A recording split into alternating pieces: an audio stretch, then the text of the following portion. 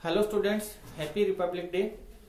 हम C3 cycle के बारे में पढ़ रहे थे। तो C3 साइकिल के बारे में मैंने आपको बताया था कि ये 3 फेज के अंदर कंप्लीट होता है, 3 अवस्थाओं के अंदर कंप्लीट होता है। फर्स्ट स्टेप इसका कार्बोक्सिलेशन होता है, जिसके अंदर RUMP से RUDP का निर्माण होता है। और RUDP क्या ग्राइंड करती है? CO2 को ग्राइंड करती है और क्या बनाती है? आपका 12 मॉलिक्यूल PGA के बनाती है। ठीक है, 12 मॉलिक्यूल किसके बनेंगे? PGA के, फास्फोग्लिसरेल्डिहाइड के 12 मॉलिक्यूल हमें प्राप्त होते हैं। अब जो सेकंड फेज होता है, ठीक है, सेकंड फेज कौन सा है आपका? Reductive phase. रिडक्टिव फेज के अंदर क्या होगा कि 12 PGA के मॉलिक्यूल से हमें क्या मिलेगा? फास्फोग्लिसरेल्डिहाइड का निर्माण होता है। 12 PGA के मॉलिक्यूल से फास्फोग्लिसरेल्डिहाइड का निर्माण होता है। और ये होता कैसे है? तो यहाँ पे देखो, हम 12 मॉलिक्यूल ले रहे हैं किसके? PGA के। 12 मॉलिक्यूल PGA के ले रहे हैं। एंजाइम यहाँ पे हम काम में ले रहे हैं डिहाइड्रोजिनेज। साथ में 12 ATP और 12 NADPH2 यहाँ पे हम काम ले रहे हैं। अब ये ATP और NADPH2 कहाँ से आते हैं? तो हमने नॉन साइक्लिक फोटोफॉस्फोराइलेशन के बारे में पढ़ा था। और नॉन साइक्लिक फोटोफॉस्फोराइलेशन के अंतर्गत क्या बनता है? आपका असिमिलेशन पावर बनता है, AMP। ATP प्लस में NADPH2, ATP प्लस NADPH2 ये आपका क्या कहलाता है? असिमिलेशन पावर कहलाता है। ठीक है, तो ये किस में बनता है? नॉन साइक्लिक फोटोफॉस्फोराइलेशन में। और ये पावर अब हमारे कहां पे काम आ रही है? C3 साइकिल के अंदर। अब देखो, 12 मॉलिक्यूल यहाँ पे मैंने लिए हैं PGA के, 12 ATP यहाँ पे लिए हैं, 12 NADPH2 लिया है और एंजाइम यहाँ पे काम में ले रहे हैं डिहाइड्रोजिनेज। अब सबसे पहले देखते हैं NADPH2 के साथ में क्या होता है। तो इसके ये दो हाइड्रोजन और यहां से एक ऑक्सीजन का मॉलिक्यूल निकलेगा। तो H2 यहां से निकल रहा है और ऑक्सीजन यहां से निकल रही है, तो 12 H2O के मॉलिक्यूल निकलेंगे। ठीक है, तो ये सबसे पहले 12 H2O के मॉलिक्यूल निकल गए। उसके बाद में देखो पीछे क्या रह जाता है? 12 NADP। तो ये 12 NADP रह गए हैं। अब ATP में से क्या निकलेगा? फॉस्फेट का मॉलिक्यूल निकलेगा। हमारे पास ATP कितनी है? 12। हमारे पास में 12 ATP के मॉलिक्यूल हैं। ATP में से क्या निकलेगा? अब फॉस्फेट का मॉलिक्यूल निकलता है। तो ATP में से 12 ATP है, 12 ATP में से जब फॉस्फेट का मॉलिक्यूल निकलेगा तो कितने मॉलिक्यूल निकलेंगे? 12 फॉस्फेट निकलेंगे। ठीक है, जब ATP में से फॉस्फेट निकल जाता है तो ATP कन्वर्ट हो जाता है ADP के अंदर। तो ADP भी कितने बनेंगे? 12 ADP बनते हैं। तो यहाँ पे देखो 12 फॉस्फेट के मॉलिक्यूल निकले हुए हैं और 12 ADP निकला हुआ है। ठीक है, तो सबसे पहले इन दोनों का काम हो जाता है। उसके बाद में देखो, यहां से जब एक ऑक्सीजन निकल जाती है तो पीछे क्या बचेगा? एल्डिहाइड रह जाता है, CHO ग्रुप बचेगा। तो हमें सिर्फ क्या करना है? एल्डिहाइड ग्रुप ऐड करना है। यहाँ पे एक ऑक्सीजन निकल गया तो पीछे एल्डिहाइड ग्रुप रह जाता है। नया जो मॉलिक्यूल हमारा बनेगा वो क्या बनेगा? फास्फोग्लिसरेल्डिहाइड बनेगा, PGALD। यानी कि 12 मॉलिक्यूल हमें किसके प्राप्त होते हैं? फास्फोग्लिसरेल्डिहाइड के। PGALD के हमारे पास में कितने मॉलिक्यूल हो जाएंगे? 12 मॉलिक्यूल। ठीक है, अब देखो फॉर्मेशन ऑफ ग्लूकोज। अब ग्लूकोज का निर्माण कैसे होता है? मैंने बताया था C3 साइकिल में शुरू में, पिछले वाले वीडियो में मैंने बताया कि इसमें बहुत सारी शुगर बनती है, बहुत सारी शुगर्स का निर्माण होता है। तो अब एक एक करके बीच बीच में शुगर कैसे बनती है वो भी हमें साथ साथ पढ़ना पड़ेगा। तो अब पहले हम देख रहे हैं ग्लूकोज का निर्माण कैसे होता है। तो हमारे पास में क्या है? 12 PGALD के मॉलिक्यूल है। 12 में से 5 मैं यहाँ पे काम में ले रहा हूं, 12 में से 5 काम में ले रहा हूं। तो पीछे हमारे पास कितने बच जाएंगे? 7 हमारे पास PGALD के मॉलिक्यूल रह जाएंगे। अब 5 में यहाँ पे काम ले रहा हूं। ठीक है, तो 5 मॉलिक्यूल फास्फोग्लिसरेल्डिहाइड के हमारे पास में है। अब ये यहाँ पे प्रोसेस कौन सा होगा? आइसोमराइजेशन। ठीक है, समयावीकरण की क्रिया होती है। एंजाइम यहाँ पे काम में ले रहे हैं आइसोमरेज। फास्फोग्लिसरेल्डिहाइड का आइसोमर कौन होता है? डाइहाइड्रोक्सी एसीटोन फॉस्फेट होता है। ठीक है, तो ये अपने आइसोमर के अंदर कन्वर्ट हो जाएगा। हमें 5 मॉलिक्यूल किसके मिलेंगे? डाइहाइड्रोक्सी एसीटोन फॉस्फेट के। तो हमारे पास 5 मॉलिक्यूल क्या आ जाते हैं? Dihydroxy acetone phosphate. इसके 5 मॉलिक्यूल हमें मिल जाते हैं। अब देखो हमारे पास क्या क्या पड़ा हुआ है। हमारे पास 7 मॉलिक्यूल PGALD के पड़े हुए हैं, 5 मॉलिक्यूल हमारे पास में डाइहाइड्रोक्सी एसीटोन फॉस्फेट के पड़े हुए हैं। इन दोनों में से 3-3 मॉलिक्यूल मैं यहाँ पे काम में ले रहा हूं। ठीक है, दोनों में से 7 में से 3 मैं यहाँ पे काम में ले रहा हूं, 5 में से 3 यहाँ पे काम ले रहा हूं। तो 3 मॉलिक्यूल हमारे पास किसके हैं? फास्फोग्लिसरेल्डिहाइड के हैं, तीन मॉलिक्यूल हमारे पास में डाई हाइड्रोक्सी एसीटोन फॉस्फेट के हैं। एंजाइम यहाँ पे काम में ले रहे हैं एल्डोलेज। एल्डोलेज एंजाइम क्या करेगी, इन दोनों को जोड़ने का काम करती है। तो दोनों को जोड़ देते हैं, एक फॉस्फेट यहाँ पे प्रेजेंट है, एक फॉस्फेट यहाँ पे प्रेजेंट है। जब दोनों मॉलिक्यूल आपस में जुड़ेंगे तो एक फॉस्फेट फर्स्ट वाले कार्बन पे चला जाएगा, एक फॉस्फेट 6 वाले कार्बन पे चला जाएगा। नया मॉलिक्यूल हमें क्या मिलेगा, फ्रैक्टोज 1,6 डाई फॉस्फेट। डाई यहाँ पे क्यों लगा है, क्योंकि डाई दो फॉस्फेट ग्रुप यहाँ पे जुड़े हुए हैं, एक छठे कार्बन पे जुड़ा हुआ है, एक फर्स्ट कार्बन पे जुड़ा हुआ है। तो नया मॉलिक्यूल अब हमें प्राप्त हो जाता है फ्रैक्टोज 1,6 डाई फॉस्फेट। देखो 3 कार्बन इसके अंदर है, 1 2 3, 3 कार्बन इसके अंदर है, 1 2 और 3। तो जो नया यौगिक बनेगा उसमें 6 कार्बन होंगे। नया इस यौगिक में कितने कार्बन है, 6 कार्बन, 1 2 3 4 5 6। तो हमारे पास 6 कार्बन का एक यौगिक आ जाता है, नाम क्या है, फ्रैक्टोज 1,6 डाई फॉस्फेट। 3 मॉलिक्यूल हमने PgALD के लिए हैं, 3 मॉलिक्यूल हमने डाई हाइड्रोक्सी एसीटोन फॉस्फेट के लिए हैं। तो हमें फ्रैक्टोज 1,6 डाई फॉस्फेट के भी कितने मॉलिक्यूल प्राप्त होते हैं, 3 मॉलिक्यूल प्राप्त होंगे। तो अब हमारे पास में क्या क्या चीजें बची हुई है, 7 में से 3 मैंने यहाँ पे काम में ले लिया, तो 4 हमारे पास में PgALD के मॉलिक्यूल पड़े हुए हैं। 5 यहाँ पे देखो डाई हाइड्रोक्सी एसीटोन फॉस्फेट थे, 5 में से 3 यहाँ पे काम में ले लिए, तो 2 हमारे पास में डाई हाइड्रोक्सी एसीटोन फॉस्फेट के मॉलिक्यूल हैं, प्लस में 3 मॉलिक्यूल आपके फ्रैक्टोज 1,6 डाई फॉस्फेट के बने हैं। तो 3 मॉलिक्यूल अब हमारे पास में किसके पड़े हुए हैं, फ्रैक्टोज 1,6 डाई फॉस्फेट के, ठीक है, डाई फॉस्फेट। तो ये चीजें हमारे पास में अब बाकी पड़ी हुई हैं। फॉर्मेशन ऑफ ग्लूकोज जो होता है वो 4 स्टेप के अंदर कंप्लीट होता है, 2 स्टेप हम पढ़ चुके हैं। अब हम देखते हैं तीसरा स्टेप इसका कैसे होता है। ग्लूकोज फॉर्मेशन के 3rd स्टेप के अंदर क्या होता है, देखो हमारे पास क्या हमें प्राप्त हुआ था, 3 मॉलिक्यूल हमें फ्रैक्टोज 1,6 डाई फॉस्फेट के प्राप्त हुए थे। तीनों के तीनों अब मैं यहाँ पे काम में ले रहा हूं, एंजाइम काम में ले रहे हैं फॉस्फेटेज। एंजाइम क्या काम में ले रहे हैं, फॉस्फेटेज।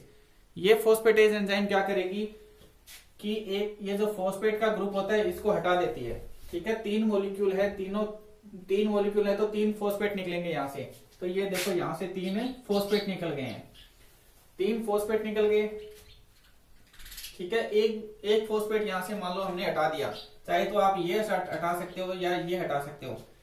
तो यहाँ पे क्या करते हैं, ये वाला हटा देते हैं, ठीक है। तो ये फॉस्फेटेज एंजाइम क्या करेगा, ये एक फॉस्फेट को यहाँ से हटा देगा, ठीक है। ये एक फॉस्फेट यहाँ से ये हटा देगा। तो 3 मॉलिक्यूल हमने लिए हैं फ्रैक्टोज 1,6 डाई फॉस्फेट के, तो 3 फॉस्फेट बाहर निकलेंगे। तो ये 3 फॉस्फेट के मॉलिक्यूल यहाँ से बाहर निकल गए हैं।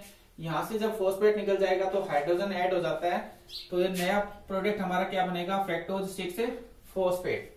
यहाँ से फॉस्फेट निकला, पीछे क्या रह गया, CH2OH। फॉस्फेट निकलता है तो हाइड्रोजन यहाँ पे ऐड हो जाएगा, ठीक है। ये फॉस्फेट एंजाइम क्या करता है, फॉस्फेट को निकालने का काम करता है। तो यहाँ से देखो एक फॉस्फेट हमने यहाँ से निकाला, तो 3 मॉलिक्यूल यहाँ पे हमने लिए हैं, तो 3 फॉस्फेट यहाँ से बाहर निकल गए, प्लस में यहाँ पे हाइड्रोजन ऐड हो गया है। नया मॉलिक्यूल जब हमें प्राप्त हुआ है, नए मॉलिक्यूल का नाम क्या है, फ्रैक्टोज 6 फॉस्फेट। सिर्फ छठे कार्बन पे फ्रैक्टोज बचा हुआ है, फॉस्फेट बचा हुआ है। तो नया मॉलिक्यूल हमारा क्या हो जाएगा, फ्रैक्टोज 6 फॉस्फेट। अब हमारे पास में क्या क्या चीजें हैं, देखो हमारे पास में 3 तो ये पड़े हुए हैं, 3 फ्रैक्टोज 6 फॉस्फेट, ठीक है। 3 फ्रैक्टोज 6 फॉस्फेट हमारे पास पड़े हुए हैं, प्लस में हमारे पास क्या है, 4 PgALD के मॉलिक्यूल हैं, फास्फोग्लिसरेल्डिहाइड के मॉलिक्यूल पड़े हुए हैं, प्लस में हमारे पास में 2 डाई हाइड्रोक्सी एसीटोन फॉस्फेट है, 2 डाई हाइड्रोक्सी एसीटोन फॉस्फेट पड़े हुए हमारे पास में।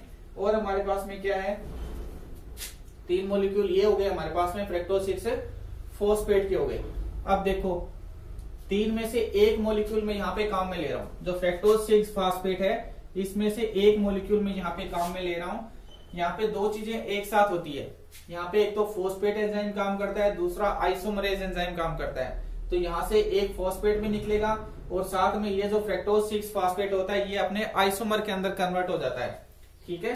तो ये अपने आइसोमर के अंदर भी कन्वर्ट हो जाएगा, साथ में एक फॉस्फेट भी यहाँ से निकल जाएगा। तो फॉस्फेट सिर्फ यहाँ पे बचा हुआ है, तो ये एक फॉस्फेट निकल गया, ये अपने आइसोमर के अंदर कन्वर्ट होगा। फ्रैक्टोज 6 फॉस्फेट का आइसोमर कौन होता है, ग्लूकोज, ठीक है। फ्रैक्टोज 6 फॉस्फेट का आइसोमर कौन होता है, ग्लूकोज होता है। तो ये ग्लूकोज का मॉलिक्यूल हमें प्राप्त हो जाता है। अब ग्लूकोज के बहुत सारे मॉलिक्यूल बनते हैं, तो ग्लूकोज के मॉलिक्यूल जुड़कर आपस में क्या बनेंगे, स्टार्च का निर्माण कर देते हैं। ठीक है, ग्लूकोज के मॉलिक्यूल आगे जाकर क्या करेंगे, स्टार्च का निर्माण करते हैं। यहाँ पे देखो क्या हुआ है, फॉस्फेट और आइसोमरेज दोनों एंजाइम यहाँ पे काम करते हैं। फॉस्फेट क्या करेगा, एक फॉस्फेट ग्रुप हटाने का काम करता है। आइसोमरेज क्या करेगा, इसको आइसोमर के अंदर कन्वर्ट करने का काम करता है। तो एक फॉस्फेट निकल जाएगा तो पीछे हमारे पास में ग्लूकोज का मॉलिक्यूल बचता है। ठीक है, फ्रक्टोज 6 फॉस्फेट का आइसोमर कौन होता है, ग्लूकोज होता है। तो ये हमारे पास में एक ग्लूकोज का मॉलिक्यूल प्राप्त हो गया है। ये ग्लूकोज के मॉलिक्यूल आगे जाकर क्या करते हैं, स्टार्च का निर्माण करते हैं। ठीक है, तो यहाँ पे सेकंड जो फेज था रिडक्टिव फेज वो कंप्लीट हो जाता है। अब हम थर्ड फेज के बारे में पढ़ेंगे जिसका नाम क्या है, रीजनरेटिव फेज। अब हम पढ़ते हैं थर्ड फेज के बारे में। C3 साइकिल की जो थर्ड फेज है उसे हम बोलते हैं रीजनरेटिव फेज। रीजनरेटिव का मतलब होता है पुनर्निर्माण होना या वापस बनना। यहाँ पे वापस क्या बनेगी, RUMP। ठीक है, वापस क्या बनेगी, RUMP बनेगी लास्ट में। तो ये जो फेज होता है ये 6 स्टेप के अंदर कंप्लीट होता है। 6 स्टेप इस फेज के अंदर चलते हैं। तो सेकंड फेज हमने पढ़ा था रिडक्टिव फेज, और रिडक्टिव फेज में लास्ट में हमारे पास में क्या क्या बचा हुआ था, हमारे पास में 4 फॉस्फोग्लिसरेल्डिहाइड पड़े हुए थे, 2 हमारे पास में डाईहाइड्रोक्सी एसीटोन फॉस्फेट पड़े हुए थे, और 2 हमारे पास में क्या थे, फ्रक्टोज 6 फॉस्फेट के मॉलिक्यूल बचे थे। अब हम पढ़ रहे हैं रीजनरेटिव फेज, और रीजनरेटिव फेज में पहला स्टेप आपका क्या होता है कि 2 मॉलिक्यूल यहाँ पे मैं काम में ले रहा हूँ फ्रक्टोज 6 फॉस्फेट के। ठीक है, ये दोनों के दोनों मॉलिक्यूल मैं यहाँ पे काम में ले रहा हूँ, प्लस में मैं 2 मॉलिक्यूल ले रहा हूँ फॉस्फोग्लिसरेल्डिहाइड के। ठीक है, तो इसके 4 मॉलिक्यूल है, 2 मैं काम में ले लूंगा तो पीछे कितने बचेंगे, 2 बचेंगे। ठीक है, तो 2 मॉलिक्यूल मैं फॉस्फोग्लिसरेल्डिहाइड के यहाँ पे काम में ले रहा हूँ। एंजाइम काम में ले रहे हैं यहाँ पे ट्रांसकीटोलेज।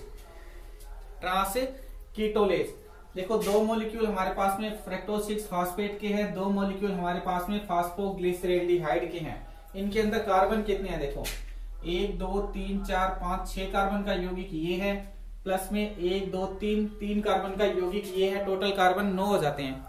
हमें जो प्रोडक्ट मिलेगा वो 9 कार्बन का यौगिक मिलेगा, लेकिन हमें 2 प्रोडक्ट मिलते हैं, 2 उत्पाद यहाँ पे हमें मिलेंगे।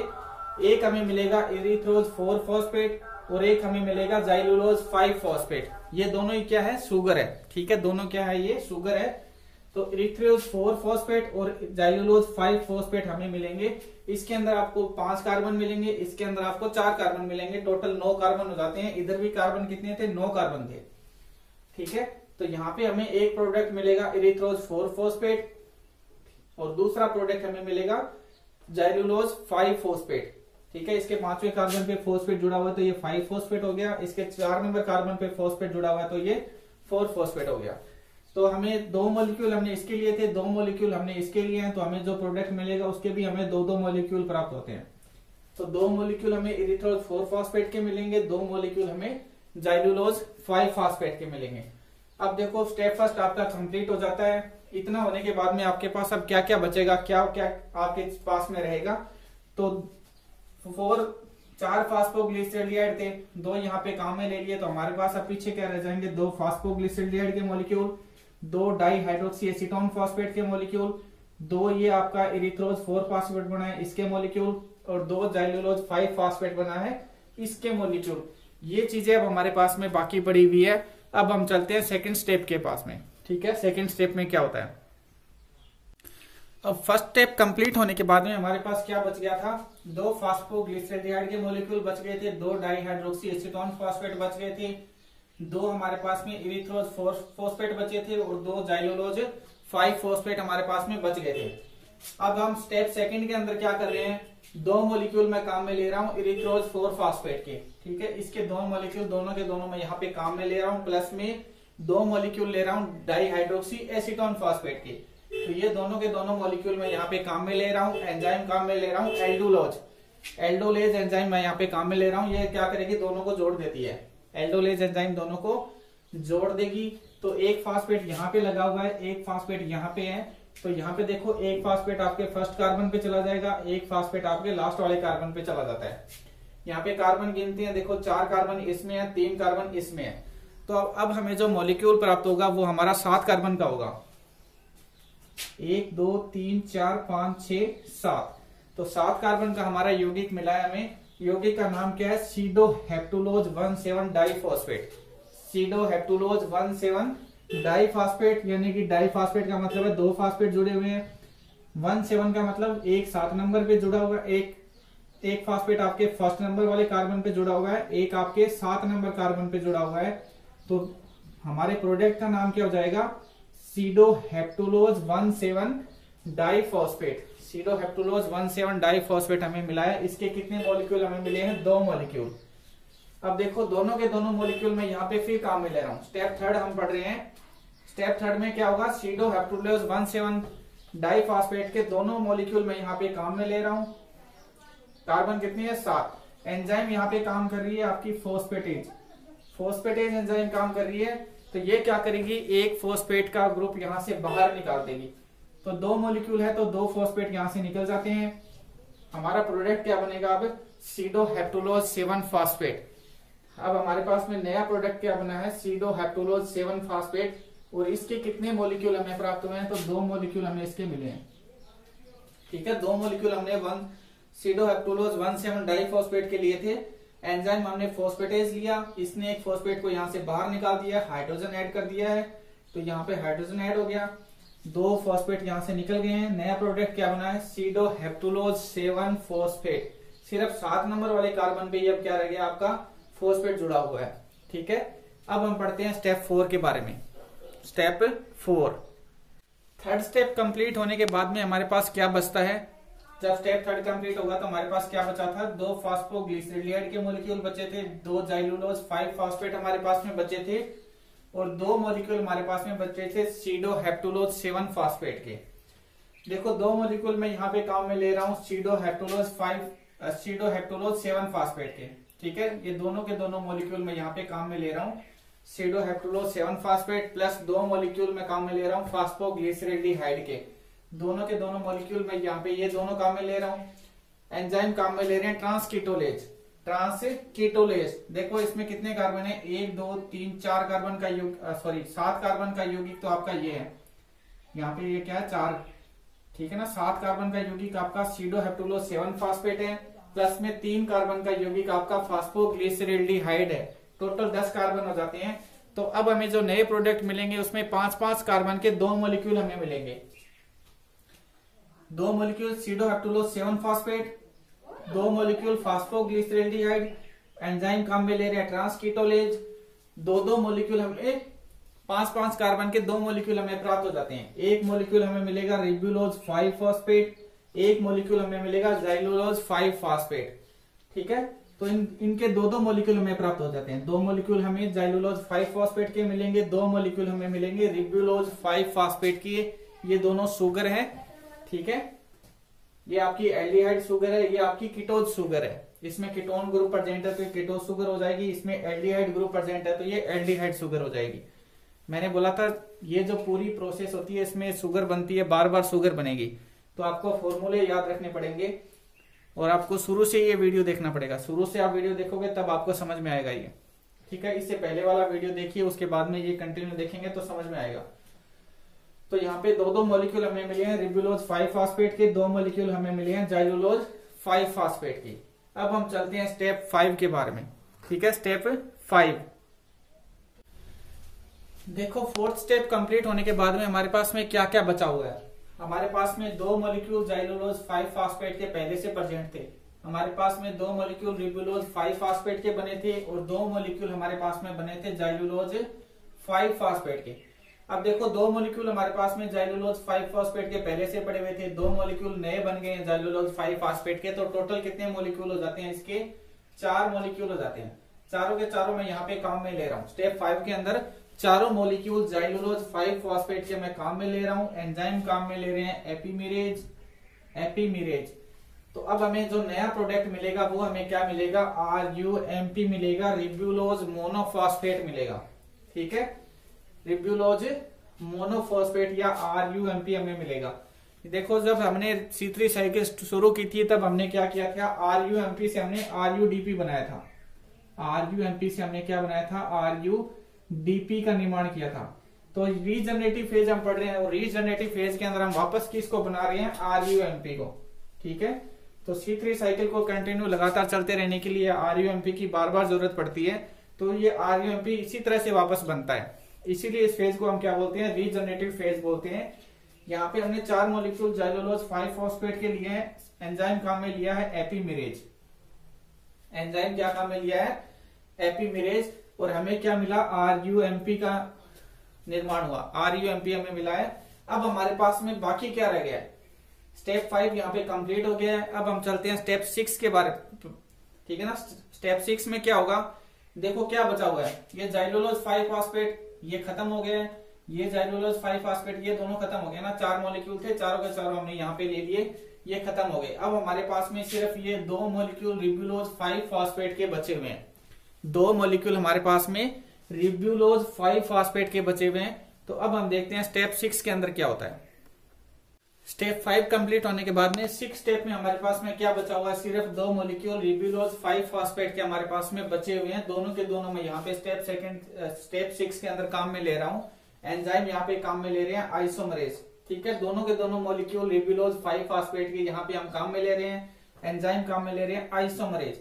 तो ये अब क्या करेगा, रिब्यूलोज 5-फॉस्फेट अपने आइसोमर के अंदर कन्वर्ट हो जाता है, समयावी के अंदर कन्वर्ट हो जाएगा, और इसका समयावी कौन है, RUMP, ठीक है, रिब्यूलोज मोनोफॉस्फेट इसका आइसोमर होता है। तो यहाँ पे ये अपने आइसोमर के अंदर कन्वर्ट हो जाता है और हमें RUMP प्राप्त हो जाती है। देखो स्टेप 5 हमने पढ़ा था, स्टेप 5 के अंदर हमें 4 मॉलिक्यूल RUMP के मिले थे, स्टेप 6 के अंदर हमें 2 मॉलिक्यूल RUMP के मिली है।